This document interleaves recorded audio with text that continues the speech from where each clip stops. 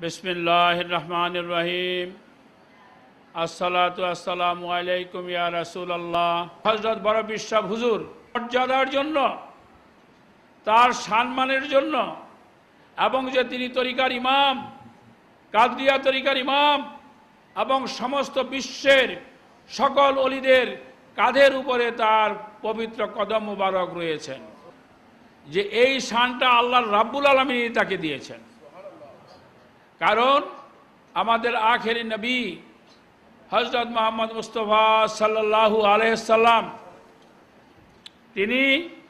তিনির পরে যদি কোনো নবী বা রাসূল হইতো, তাহলে সেই মর্যাদাটা হযরত গাউসুল আজম মহিউদ্দিন আব্দুল কাদের জিলানী তিনি পেতেন। তার নামের আগে যে লকব মহিউদ্দিন, যে কি দিনের, কোন দিনের? ইসলামের জিন্দাকারী তিনি। তখনকার দিনের তার আগমনের সময় বিশ্বে তখন ইসলাম ধর্মের বিপর্যয় ছিল। মুসলমান হওয়া সত্ত্বেও যারা প্রকৃত ইসলামের কোরআন এবং হাদিস মোতাবেক তার থেকে দূরে সরে যে তারা মন গড়া, তারা ইসলামের কাজ করত। তখন সেই ইসলামের দিন এবং ধর্ম আকীদাকে পুনর্জীবিত করার জন্য আল্লাহর রহমতে তিনি লকব পেয়েছিলেন কি? মহিউদ্দিন আব্দুল কাদের জিলানী। এটা সহজ কথা নয়, মানুষ বললেই গাউসুল আজম হইতে পারে না, কিন্তু প্রকৃতই তিনি গাউসুল আজম, তিনি সর্বোচ্চ স্থানে তিনি অধিষ্ঠিত ছিলেন। বলুন সুবহানাল্লাহ। যিনির বর্ণনা আমার মতো সাধারণ লোকের করা সম্ভব নহে।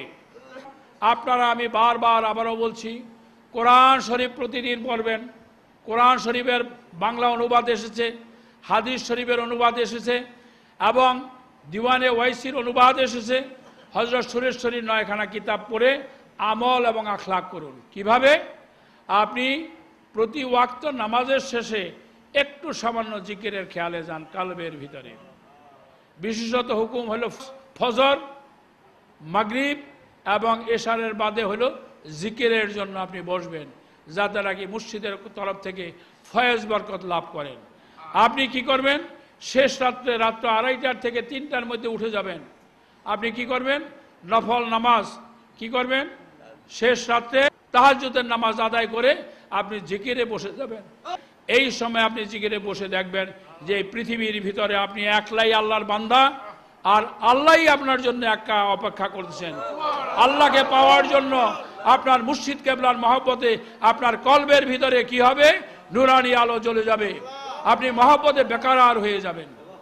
যে খাওয়ার আগে মোনাজাত করে খাবেন, অর্থাৎ মুর্শিদকে যে স্মরণ রাখবে, মুর্শিদ তাকে সেই মর্যাদা, তাকে দস্তগীর, তাকে তৈরি করে দিবেন। কি বলছি, আমার কথা বুঝছেন? কোনো মতেই নামাজ তরক করতে পারবেন না। দরবার শরীফে তো না, ওই বাড়িতে যেখানে থাকেন, দুনিয়ার কাজের মাধ্যমে আজানের সাথে সাথে কাজ ছেড়ে দিবেন, নামাজে মগ্ন হয়ে যাবেন। ওজোর থাকলে পরেও পড়ে নেবেন। কি বলছি, আমার কথা বলেনি? তবে একটা কথা কিন্তু মনে রাখেন বাবা, ওয়াকিমুস সালাত ওয়াতুজ যাকাত। আমরা নামাজ পড়ি, কিন্তু অনেকেই নামাজ পড়ে কিন্তু যাকাত দেয় না। আপনার আয়ের 40 ভাগের 1 ভাগ অবশ্যই আপনার যাকাত দিতে হবে। ওয়াকিমুস সালাত ওয়াতুজ যাকাত, নামাজের সঙ্গে যাকাত সম্পৃক্ত।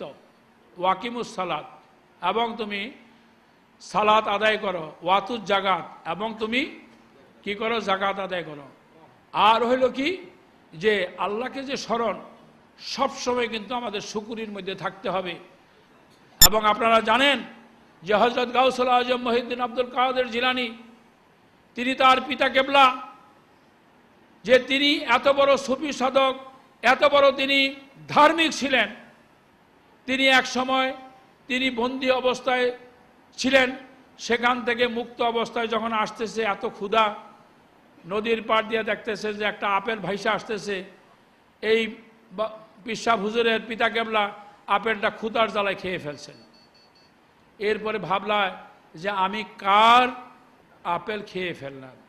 নদী যেই দিক থেকে প্রবাহিত হইতেছিল, তিনি সেই দিকে অগ্রসর হয়ে মালিকের কাছে গেলেন যে আমাকে দায় মুক্ত করেন।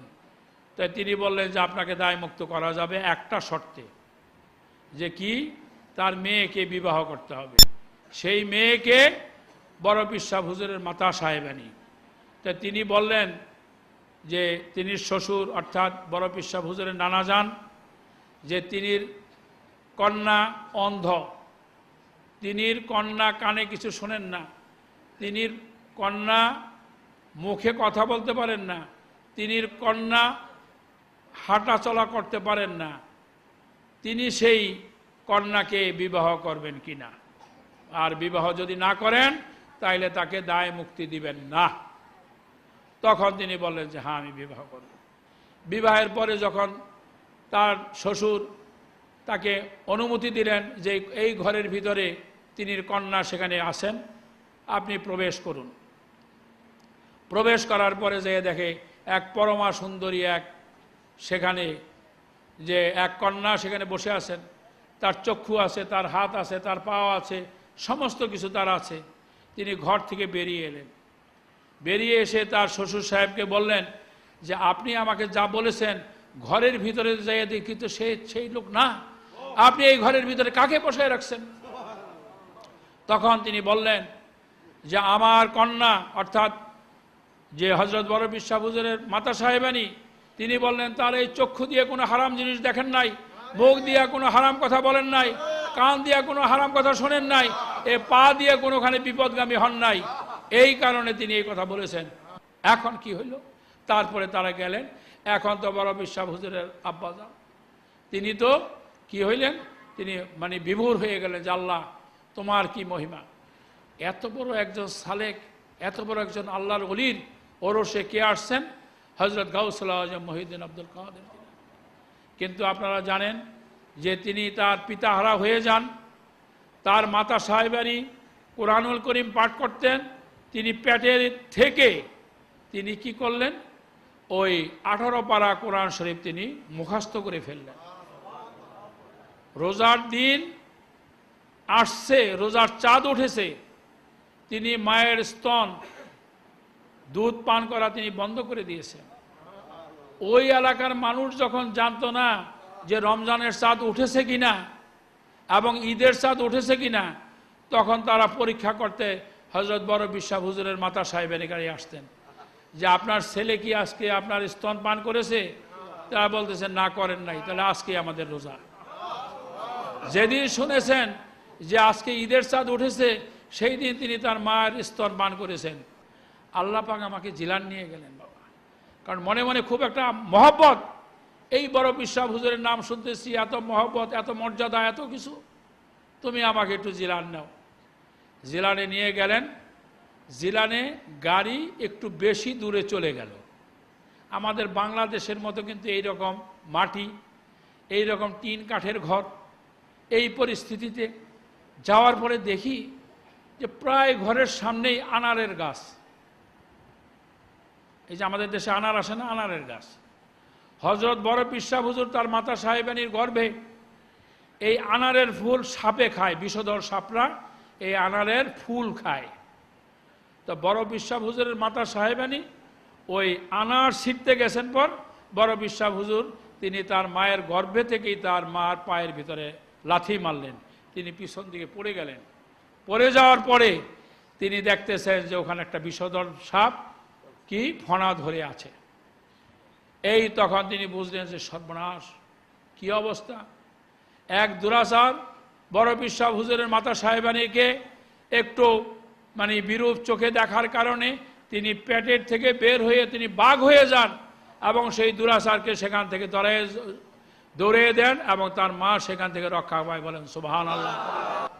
অতএব আপনাদের সকলের কাছে আমার অনুরোধ, আপনারা যে যেখানে খানকা শরীফ আছেন বা যেখানে যে অবস্থাতে পারেন, আপনারা প্রত্যেক এই আরবি মাসের 11ই শরীফ অর্থাৎ 10 তারিখ দিবাগত রাতে এবং ফাতিহা দোয়াজ দহম 11 তারিখ দিবাগত রাত্রে হযরত নবী করিম সাল্লাল্লাহু আলাইহি ওয়াসাল্লাম দুইজন সম্পৃক্ত, একজনের সঙ্গে একজন। আগেই বলেছি কোন নবী রাসূল পয়গম্বর হইলে তিনি হইতেন, কিন্তু তিনি না হয়ে আল্লাহ পাক তাকে কি মর্যাদা দিলেন? কুল মাখলুকাতের সমস্ত পিরানে পীর দস্তগীরদের কাঁধের উপরে তার কদম মোবারক।